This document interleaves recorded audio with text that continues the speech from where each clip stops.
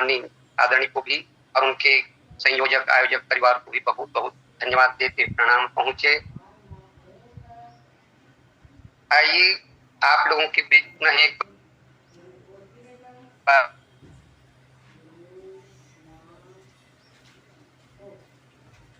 दो शब्द कहने का प्रयास किया जा रहा है। गलती होनी स्वाभाविक है, अतः आप सबसे मेरी करबद्ध प्रार्थना है जो कुछ भी गलती हो उसे आप भाव भाषा शैली में जो भी गलती होंगे उसे आप समझ करके सुधार करके समझ लेंगे और क्षमा करने की दया करेंगे। जैसे आप सब हम जानते हैं, साथ ही साथ एक बात मैं पुनः कह दूं कि आज की द्वितीय लिंक में हमारे जो परम आदरणीय आचार्य वर्मा जी हैं, जिनकी कथा से आप हम विशेष रूप से आज लाभान्वित हो रहे हैं और होते रहेंगे इस विश्वास है। उनके भी चरणों में प्रणाम। तृतीय लिंग के वक्ता श्रद्धेय पांडे जी महाराज महासमुंद से हैं, उनके भी चरणों में सादर प्रणाम करते हुए कथा प्रसंग पे आता हूं मैं। और जैसे आजकल गोस्वामी तुलसीदास जी के जन्म महोत्सव पखवाड़ा चल रहा है, उसी संबंध में दो चार सुनी सुनाई बातें संतन संजस किछु सुनियो वो आपके सामने में रखने का प्रयास करूंगा। तत्पश्चात समरथ कह नहीं दोष गोसाई रवि पावक सुस्तरी की नाई। आज जो पंक्ति मैंने मानस से ली है उन पर कुछ बोलने का प्रयास करूंगा। वो स्वामी तुलसीदास जी महाराज की रामचरितमानस जो अद्भुत कृति है, अमूल्य कृति है, जिसको आज के भी विद्वान कहते हैं जैसे सर्व ग्रंथान परित्यज्य मानसम शरणम ब्रज, ऐसा जो कहा जाता है भद्राचार्य श्रद्धेय भद्राचार्य गुरुदेव के द्वारा, वो ऐसा अद्भुत ग्रंथ है।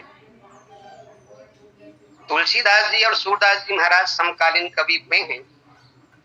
एक बार भक्तों ने सूरदास जी से पूछा कि भक्तराज जी ये बताइए, आपकी रचना और तुलसीदास जी की रचना में किसकी रचना ऊंची है, किसकी रचना अच्छी है?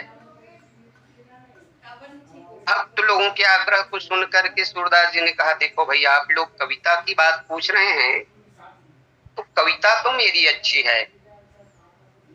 सभी भक्तों को थोड़ा आश्चर्य हुआ, क्यों? सब जानते हैं सब ही मान प्रद आप अमानी ऐसे संत होते हैं, और सूरदास जी महाराज तुलसीदास जी को सम्मान नहीं देते बल्कि अपनी कविता को श्रेष्ठ बता रहे हैं जी, कैसे संभव है? सूरदास जी ने पुनः कहा, आप लोगों ने कविता के बारे में जो पूछी है, कविता तो भाई मेरी अच्छी होती है। तो भक्तों ने कहा जो तुलसीदास जी लिखते हैं वो, भाई तुलसीदास जी जो लिखते हैं तो तुलसीदास जी तो बहुत ही उच्च कोटि के मंत्र दृष्टा हैं। वो जितनी भी लिखे हैं वो सब एक एक अक्षर उनका मंत्र होता है, वो साधारण कविता नहीं होती। और आप लोगों ने कविता के बारे में पूछा है, इसलिए मैंने ऐसा कहा है। और तुलसीदास जी की जो भी रचना है तो सब मंत्र है। चरितम रघुनाथस्य शतकोटि प्रविस्तरम एक एक मक्षरम पुंसाम महापातक नाशनम। ऐसा सूरदास जी ने तुलसीदास जी के महत्व को, उनकी रचना के महत्व को अद्भुत ढंग से उन्होंने स्वीकार किया, उनको मान्यता दी। ये सुनी सुनाई बात है। दूसरी घटना, एक बार तुलसीदास जी महाराज और सूरदास जी महाराज एक जगह बैठे हुए थे और अचानक एक हाथी जो पागल हो गया था, लोगों को रौंदते चलते हुए आ रहा था, पीछे से लोग चिल्ला भी रहे थे भगो भगो करके। तुलसीदास जी और संत सूरदास जी बैठे थे। तुलसीदास जी तो क्या बैठे रहे, लेकिन सूरदास जी वहां से उठ करके जाने लगे। तुलसीदास जी ने कहा, संत जी क्या आपको अपने इष्ट के ऊपर भरोसा नहीं है, अपने श्री कृष्ण चंद्र जी के ऊपर विश्वास नहीं, वो हमारी रक्षा करेंगे? सूरदास जी ने बहुत सुंदर उत्तर दिया, देखिए हमारे इष्ट जो हैं बाल गोपाल हैं, लड्डू गोपाल हैं, बांसुरी वाले हैं, बहुत छोटे हैं अभी, तो भाई मुझको तो यहाँ से जाना ही पड़ेगा, मैं जा करके मैं अपनी रक्षा करूंगा। ऐसा कह करके सूरदास जी चले गए, लेकिन तुलसीदास जी अटल विश्वास के साथ वहीं जमे रहे। और वो मतवाला हाथी आया और जैसे ही तुलसीदास जी की ओर जाने लगा, कहा जाता है कि अचानक कहीं से दो तीर अचानक आकर के उस हाथी को लगी और वहीं वो मतवाला हाथी गिर करके खत्म हो गया। लोग आश्चर्यचकित रह गए कि बाण किसके द्वारा चलाई गई, कहां से आई, किधर से आई, किसी को मालूम भी नहीं पड़ा। और देखते देखते वो हाथी मर करके खत्म हो गया। धीरे धीरे ये बात राजा जी के कानों तक के पहुंची। राजा जी ने उन तुलसीदास जी को अपने राज दरबार में बुलवाया और उनसे आग्रह किया गया कि चलिए आप भी यहाँ हमारे सामने कुछ चमत्कार बताइए, अपने इष्ट से संबंधित, अपने देवता जो भी मानते हैं, जो भी आप में चमत्कार हो यहाँ दिखाओ, तब हम कहीं आपको मानेंगे। आपके बारे में ये सुना जाता है, वो सुना जाता है। ऐसा कह करके तुलसीदास जी को चमत्कार दिखाने के लिए कहा गया। तुलसीदास जी ने साफ शब्दों में कह दिया कि मुझ में कोई चमत्कार नहीं, मैं कुछ भी चमत्कार नहीं दिखा सकता। जो भी करते हैं हमारे प्रभु करते हैं, उन्हीं की लीला है, उन्हीं की इच्छा है। राजा की बार बार आग्रह करने पर, दबाव डालने पर भी गोस्वामी तुलसीदास जी ने कोई भी चमत्कार दिखाने से इनकार कर दिया। राजा नाराज होकर के उनको जेल खाने में बंद कर दिए। और जैसे ही जेल खाने में तुलसीदास जी को बंद किया गया, दूसरे दिन कहा जाता है उस शहर में, या यूं कहिए राजा की खास राजमहल में इतने बंदर छा गए, इतने उत्पाती बंदर वहां पे पहुंच गए और लोगों का जीना दुभर कर दिए। यहाँ तक कि राजा को भी महल में रहना दुश्वार हो गया, कठिन हो गया। वो अपनी प्राण बचा करके महल से भागने की तैयारी करने लगे। और जाते जाते उन्होंने अपने नौकरों से ये कहा कि गोस्वामी तुलसीदास जी को महल से निकाल करके ससम्मान उनको विदा किया जाए। उन्होंने चमत्कार देख लिया और धन्य है हनुमान जी की ऐसी कृपा गोस्वामी तुलसीदास जी के ऊपर। खुद बानर के रूप में, असंख्य बानरों के रूप में पहुंच करके तुलसीदास जी की लाज बचाई। ये भी कथा संतों के द्वारा सुनी गई थी, इन्हें आप लोगों से निवेदन किया गया। गोस्वामी तुलसीदास जी की जीवनी के बारे में आप लोग, हम सभी क्रमशः बहुत ही सुंदर वर्मा जी से सुनते आ रहे हैं। तुलसीदास जी को अपने जीवन काल में मानस के जो अन्य वक्ता हैं, याज्ञवल्क्य जी, भरद्वाज जी, काकभूषण जी महाराज, भगवान शंकर, माता पार्वती, हनुमान जी महाराज, भगवान श्री रामचंद्र जी, इन सब का प्रत्यक्ष दर्शन हुआ है, ऐसा भी प्रमाण उनकी जीवनी में मिलता है। वैसे संत की रचना रामचरितमानस आप हम सबके लिए बहुत ही अमूल्य ग्रंथ है, जिसकी कोई बड़ाई कर ही नहीं सकता। बेनी कवि ने जो कहा है, थारी भवसागर उतार तो कवन पार, अजो पै रामायण तुलसी न गावतो। इसी गागर में सागर भरी हुई है। तुलसीदास जी की महिमा का क्या बखान किया जाए। आइए अब हम आज की कथा प्रसंग पर थोड़ा विचार करने का प्रयास करते हैं। समरथ कह नहीं दोष गोसाई, रवि पावक सुर सरिक की नाई। आप सभी राम कथा के मर्मज्ञ वक्तागण हैं और आप सभी जानते हैं कि ये कथा प्रसंग माता पार्वती की राजा हिमांचल के घर में जन्म लेने के पश्चात जब नारद जी एक दिन उनके यहाँ पहुंचते हैं, तो बहुत ही सुंदर स्वागत, सत्कार, पूजा अर्चना के बाद राजा हिमांचल नारद जी से बेटी की हस्तरेखा देखने का आग्रह करते। उन्हीं की हस्तरेखा देखते हुए नारद जी कहते हैं कि राजा, वैसे तो आपकी बेटी सब लक्षणों से संपन्न है, सब लक्षण संपन्न कुमारी, सुनहु जे अब यव गुण दुई चारी। पर पक्ष से कुछ इसमें दोष दिखाई दे रहा है, दो चार दोष है, उन्हें मैं आपके पास कहने जा रहा हूं। और नारद मुनि महाराज के द्वारा जो वर्णन किया गया वर के बारे में, अगुण यमान मातु पितुहीना, उदासीन सब संशय छीना, जोगी जटिल काम मन, नगनय मंगल वेश, अवश्य स्वामी यही कह मिलही, परिहस्त यसी रेख। और इतनी बातें सुन करके सभा के बीच में वहां पे जोगी बैठे हुए थे। दुख दंपति उमा हर्षानी, दंपति के ऊपर तो एक प्रकार से दुख का पहाड़ टूट पड़ा। राजा रानी दुख से व्याकुल हो रहे थे। उर्धरि धीर कहै ऋषिराव, उर्धरि धीर कहै गिरिराव, कहु नाथ का करिए उपाव। राजा हिमांचल उस समय हाथ जोड़ करके निवेदन करते हैं कि मुनिराज ये बताइए कि इसके विषय में कुछ उपाय हो। तो नारद मुनि महाराज उस समय साफ शब्द में कह देते हैं, कह मुनि सहिमवंत सुनु, जो विधि लिखा लीलार, देव तनुज नर नाग मुनि को न मेटन हार। आपकी बेटी के हस्तरेखा में जो लिखा है, उनके भाल में लीलार में जो कुछ भी लिखा है, न तो उसको देवता मिटा सकते हैं, न तनुज मिटा सकते हैं, न नार नाग मुनि, किसी में भी सामर्थ्य नहीं है इस भाग्य रेखा को बदलने। तुम्हारे आग्रह को देखते हुए तदपि एक मैं कहूं पाई, होई करे जो देव सहाई। मैं तुम्हारे पास एक उपाय बता रहा हूँ राजा जी, अगर किस्मत साथ दे, देवता देव सहायक हो तो उपाय सफल हो सकती है। जस बरु मैं बरने तुम पाही, मिलही मही तस संशय नाही। जैसे जैसे बर के लक्षण मैंने आपको बताए हैं, उमा को तो बिल्कुल वैसे ही बर की प्राप्ति होगी, इसमें कोई शंका की बात नहीं है।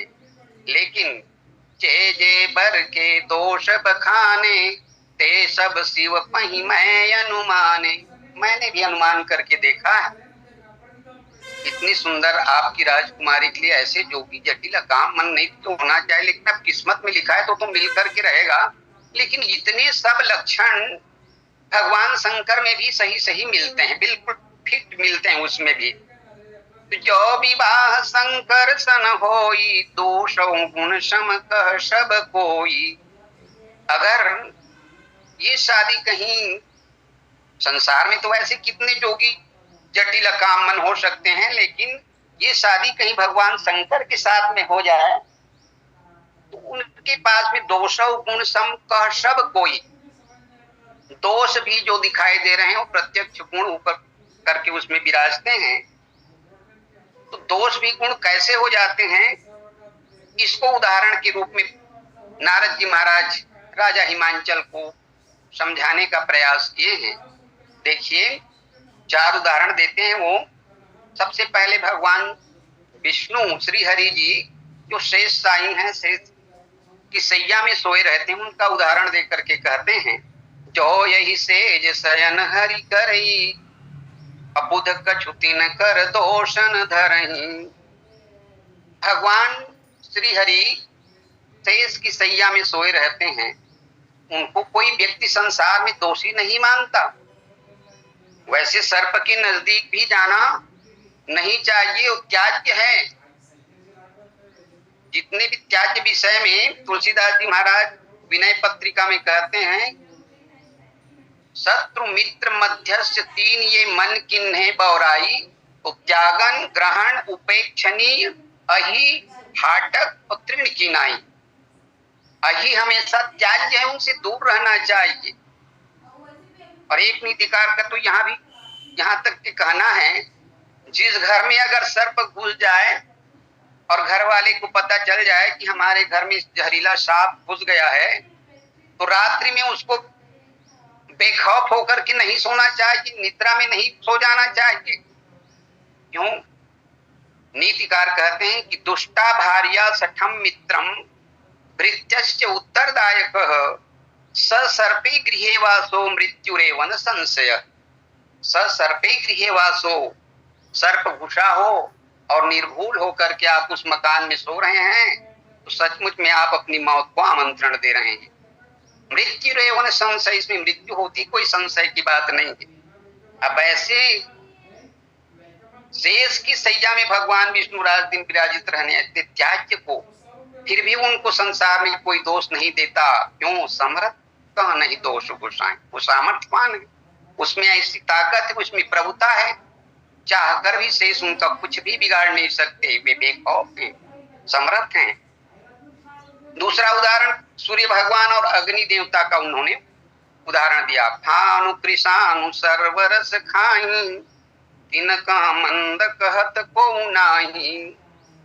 फानु सूर्य देवता है, उसको भी नारायण कहा जाता है। सूर्य देवता है, प्रत्यक्ष देवता है, पृथ्वी में रोज दर्शन पाते हैं और इनके द्वारा विश्व का सुंदर कल्याण होते रहता है।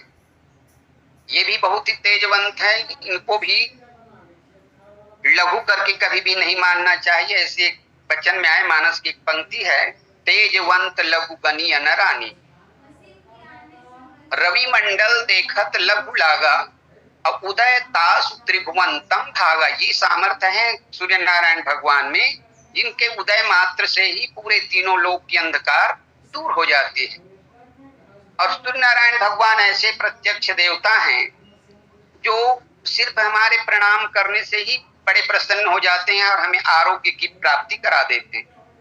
अगर आरोग्य चाहिए तो सूर्य नारायण का प्रणाम ही कर लो, प्रणाम से खुश हो जाने वाले देवता हैं और आरोग्य को देने वाले हैं।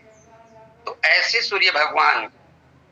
अग्नि देवता, ये भी प्रत्यक्ष देवता है हमारे पृथ्वी तल पर, और अग्नि के बिना तो जीवन का कोई कार्य चल ही नहीं सकता, है नहीं। अग्नि, राजेश्वरानंद जी कहते हैं, घर चलाने के लिए भी होता है अग्नि, और चाहे तो घर जलाने के लिए भी अग्नि होती है। अब आपके ऊपर है, उससे घर चलाते हैं कि घर जलाते हैं। तो ये दोनों देवता प्रत्यक्ष क्या करते हैं? सर्वरस खाही। देखने में ये आता है कि पृथ्वी में जितने भी पदार्थ हैं उनके रस को सोख लेते हैं, सुखा देते हैं सूर्य भगवान, या अग्नि देवता उनको जला करके भस्म कर लेती, मतलब खा लेते हैं। इतने बड़े देवता हो करके, साक्षात नारायण हो करके भी ये काम करते हैं। जैसे अग्नि देवता का रूप भगवान नारायण भी गीता में जैसे कहे हैं, अहम वयस्वानरो भूत्वा प्राणी नाम देहमाश्रित, प्राणापान समायुक्त पचाम्यन्नम चतुर्विधम।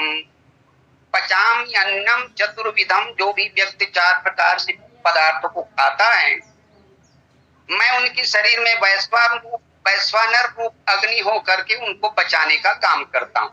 अब चाहे व्यक्ति दूध दही घी खाए, चाहे मांस मदिरा खाए, सबको पचाने का काम भगवान करता। अब इनको कोई मंद कहते हैं क्या संसार में? तीन कहा मंद कहत को नहीं। इनको कोई भी व्यक्ति मंद कह ही नहीं सकता, क्योंकि सबके सब विश्व कल्याण के लिए कार्य करते हैं। और चौथा उदाहरण देते हैं, शुभयरु शुभ सलिल सब बहई, सुर सरी को अपनी तन कहई। गंगा नदी जो हमारे पृथ्वी तल में भगवान की नख से ही निकली हुई गंगा नदी, भारतवर्ष के लिए अनुपम भेंट है भगवान के द्वारा। हमारी गंगा है, और इतनी सामर्थ्य, इतनी महिमा है, उनके विषय में तो कुछ कहा ही नहीं जा सकता। तुलसीदास जी महाराज तो कलयुग में सिर्फ 2 ही आधार बताते हैं गंगा नदी की महिमा के बारे में। कलिपाखंड प्रचार, अप्रबल पाप पामर पतित। कलयुग में तो पाखंड का ही ज्यादा प्रचार रहेगा, प्रबल पाप होंगे, पामर और पतित लोगों की भरमार होगी। लेकिन ऐसे कराल काल में भी अगर कोई आत्म कल्याण चाहे तो तुलसीदास जी उनको 2 आधार बताते हैं।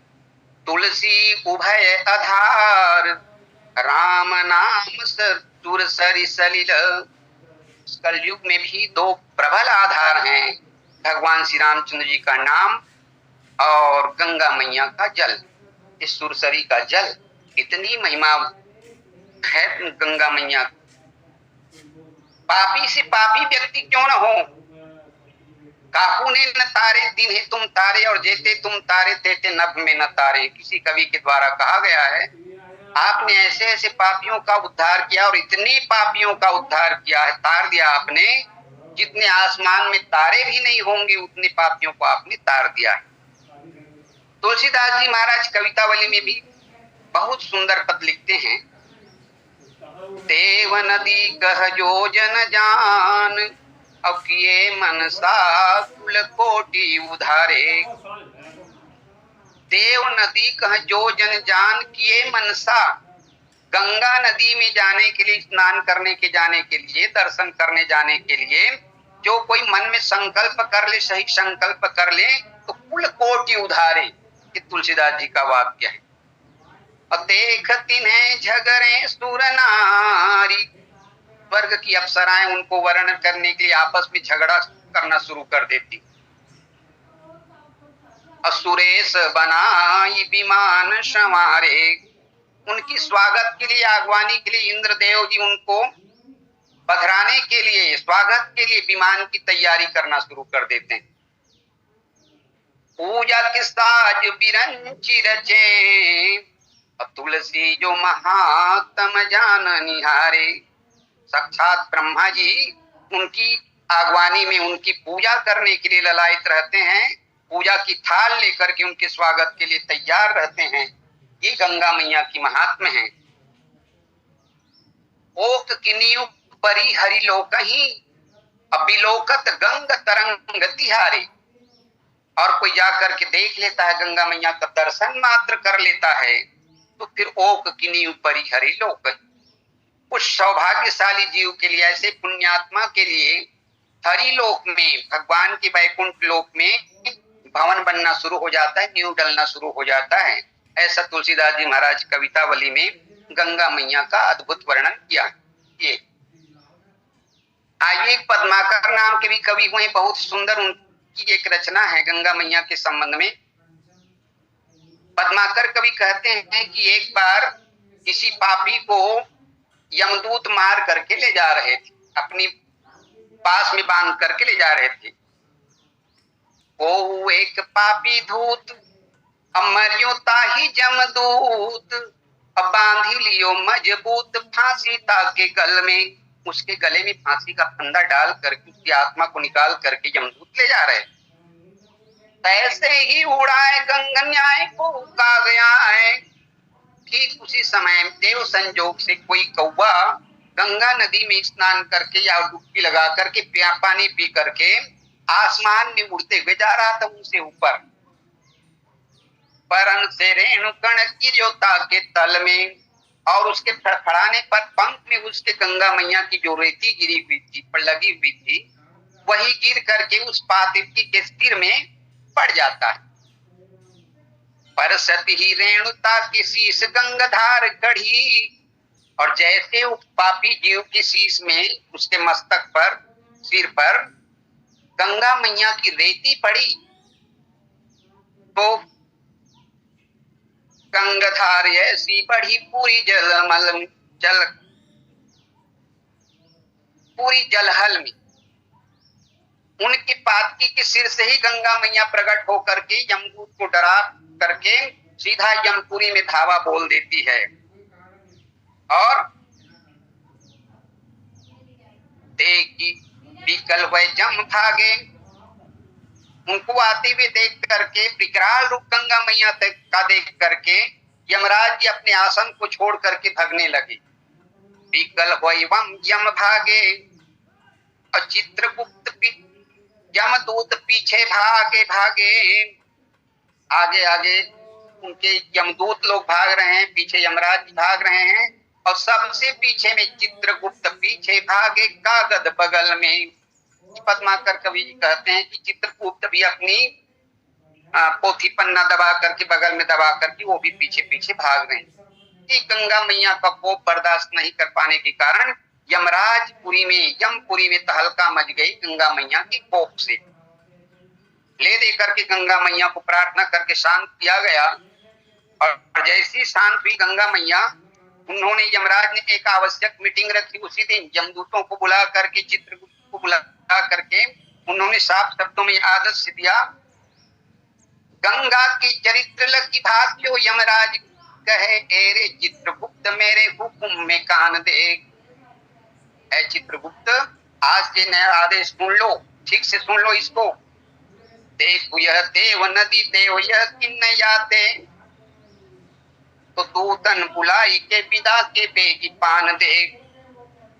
तो अब यहाँ रहने की कोई जरूरत नहीं, यहाँ नौकरी करने की कोई जरूरत नहीं। जितने भी हमारे यमदूत हैं सबको रिलीव कर दो, यहाँ से निकाल दो, छुट्टी कर दो। क्यों? अब सभी को संसार में गंगा मैया सबको देव बना करके भेज रही, तो हमारे यहाँ आने वाला कौन बचेगा?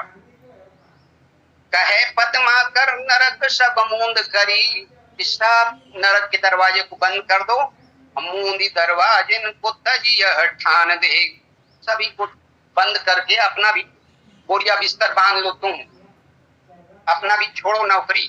तो चित्रगुप्त उस समय कहते हैं कि महाराज ये अब जो लिखा पढ़िए पोथा मैं लिख करके रखा हूं, खाता भाई उसको क्या करूं? तो फाड़ी दारू फरद न राखू रोज नाम चाको, अपने इस फर्द को फाड़ करके फेंक दो और रोज नामचा को भी फाड़ दो। खाता को खती जान दे, बही को बही जान दे। खाता को खताने दे और बही किस गंगा नदी में प्रवाह कर दो। आज यहाँ हम हमारे यमलोक में कोई आने वाला नहीं है। इस प्रकार से अद्भुत महिमा वाली गंगा नदी है। तो समर्थ कह नहीं दोष गोसाई, रवि पावक सुर सरी की नाई। तो कोई ये कहे गंगा नदी में शुभ और अशुभ दोनों प्रकार के जल बह रहे हैं, इसमें तो अपवित्रता हो गई है, ये पवित्र नहीं रही है, ऐसा कोई कहे कि ये उनकी भारी मूर्खता होगी।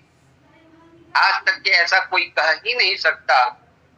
लेकिन जो कह दे उनके विषय में तुलसीदास जी कहते हैं कि जो असहिंसा करहि नर जड़ विवेक अभिमान। जो जड़ विवेक हैं, अज्ञान बिल्कुल मूर्ख हैं और अभिमान से भरे हुए हैं, वो व्यक्ति कुछ भी कह सकते हैं, इसमें कोई दो मत की बात नहीं है। जैसे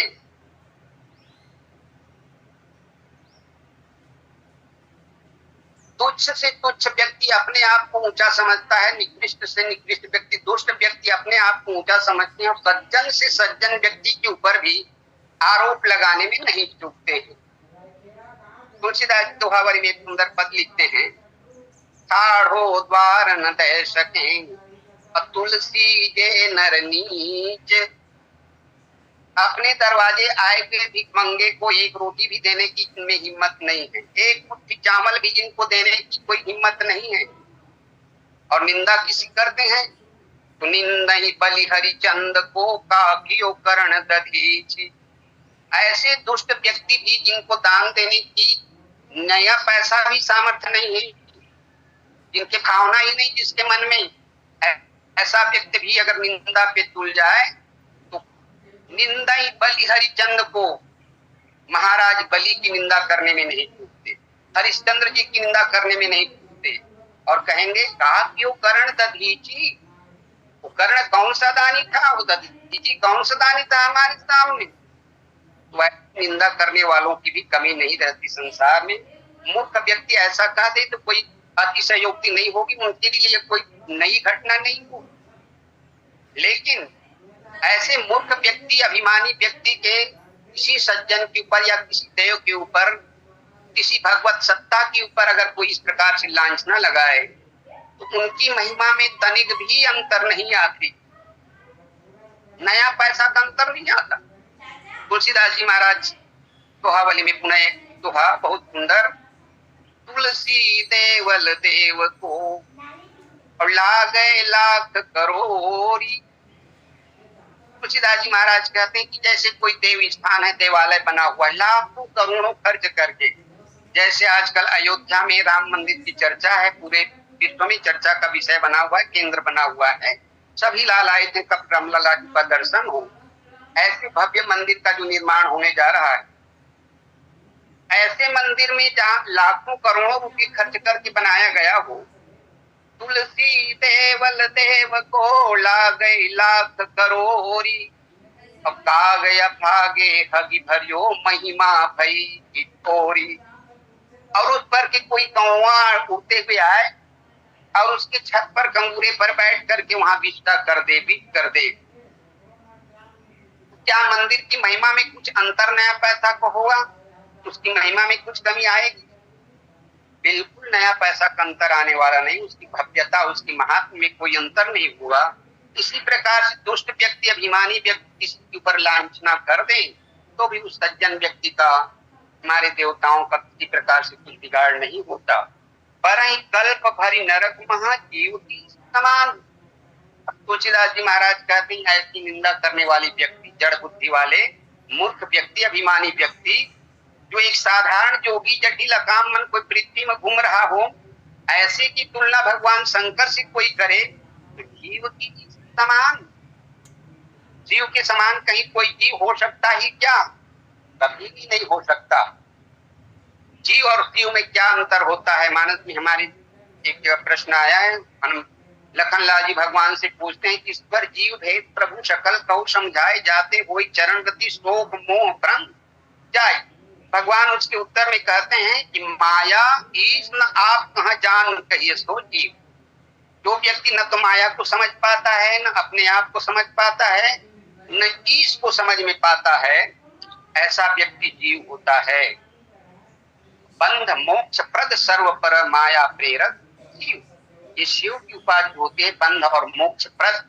जीव को बंधन में डालना, कर्मानुसार उनको विभिन्न योनियों में माना और उसका बंधन से मुक्त करना, ये शिव का काम होता है। तो शिव और जीव में जमीन और आसमान का इसमें अंतर है जो कभी भी पट ही नहीं सकती। जीव की इस समान चिंगारी एक बूंद कहीं सिंधु की उपमा में आ सकती है क्या? कभी भी नहीं आ सकती। इसी प्रकार से जीव कभी शिव के समान नहीं हो सकता। एक और उदाहरण से गोस्वामी तुलसीदास जी समझाने का प्रयास करते हैं। सुरसरी जल कृत बारुणी जाना, कबहु न संत करहिते पाना। सुरसरी मिले सुपावन कैसे, और ईशानी सही अंतर तैसे। ईश्वर और जीव में कैसा अंतर है? सुरसरी जल कृत बारुणी जाना। सुरसरी जल से कोई मदिरा बना ले और उसको किसी संत महात्मा से कहें कि आप ये गंगा जल से बनाई हुई पवित्र मदिरा, इसको आप पान कर लें, कभी भी संत उसको पान नहीं करेंगे। और वही कहीं से भी किसी भी जल से कोई मदिरा बना ले और उस मदिरा को ले जा करके 2-4 घड़ा सुरसरी गंगा नदी में मिला दे, तो जैसे वो पवित्र हो जाती है, उसी प्रकार से जीव और शिव में अंतर है। तुलसीदास जी का अपना एक दोहावली का पद, तुलसी राम ही परिहरे निपट हानि सुनोझ। अरे पंडित, अरे बुद्धिमान भैया, संसार में मनुष्य शरीर पा करके भगवान से जुड़ने में ही भलाई है, उससे दूर रहने में किसी भी प्रकार से लाभ हो ही नहीं सकता। निपट हानि सुनोझ, तुलसी राम ही परिहरे निपट हानि सुनोझ। असुर सरिगत सोई सलिल, असुरा सरिस गंगोझ। सुरसरीगत सोई सलिल, वो कोई भी पानी हो सुरसरी में अगर जाकर के मिल जाती है तो उसको गंगा नदी का महात्मा मिल जाता है, गंगा के दर्जा में आ जाता है, कोई भी जल क्यों न हो। लेकिन गंगा से अलग होने वाला जल मदिरा की तुल्य माना गया है। एक सुंदर दोहा आता है, गंगा या निश्रितम तोयम पुनर्गंगा न गच्छति तत्तोयम मदिरा तुल्यम पीत्वा चंद्रायणम चरे। जैसे गंगा नदी में बाढ़ आई और बाढ़ के समय में पानी जहां तहां फैल गए और जैसे ही बाढ़ समाप्त हुई, गंगा नदी अपनी धारा में आकर के पुनः सिमट करके बहने लगी। अब बीच के जो गड्ढे भाग में पानी रुक गया, यद्यपि करके वो गंगा जल है लेकिन वो प्रीत जल हो गया, गंगा नदी से दूर हो गया है, तो वही जीव की उपाधि में वो मदिरा तुल्य है। ऐसे जल को नहीं पीना चाहिए। पीत्वा चंद्रायणम चरे, ऐसे जल को पीने से, चंद्रायण व्रत करने से उसके पाप से मुक्ति होती है। तो ये गंगा नदी में मिल करके रहने में और गंगा से अलग होने में जब जल की दुर्गति हो जाती है, उसी प्रकार से यद्यपि करके हमारा जीव ईश्वर का ही अंश है, लेकिन जिस दिन से हम ईश्वर से अलग हुए हैं उस दिन से माया में बंधे होने के कारण हम ईश्वर की तुलना में कदापि नहीं आ सकते, ईश्वर हो ही नहीं सकते जब तक कि भगवान से उनका पुनः मुलाकात, जीव का शिव से पुनः मुलाकात नहीं हो जाता, तब तक के जीव कभी भी ईश्वर की उपाधि में नहीं आ सकता। ये प्रसंग आप लोगों के बीच मति अनुसार कहने का प्रयास किया गया है और निश्चित रूप से इसमें असंख्य गलतियां हुई होंगी। तो एक बार पुनः आप सबके चरणों में प्रणाम निवेदन करते हुए मैं अपने वाणी को विराम देता हूं और शेष समय आदरणीय पटेल जी को। बोलिए लखन सिया रामचंद्र की जय। बोलिए सियावर रामचंद्र भगवान की जय। आदरणीय श्री दर्शना जी को हम सभी सुन रहे थे। समर्थ कहानी दोस्त गोसाई रवि पावक सुरसरी की नहीं। यह सिद्धांत गोस्वामी जी ने कहा कि समर्थ भगवान के संपर्क में सब दोष गुण बन जाते हैं। उन दोषों का दोषत्व नष्ट करने की सामर्थ्य उनमें रहती है।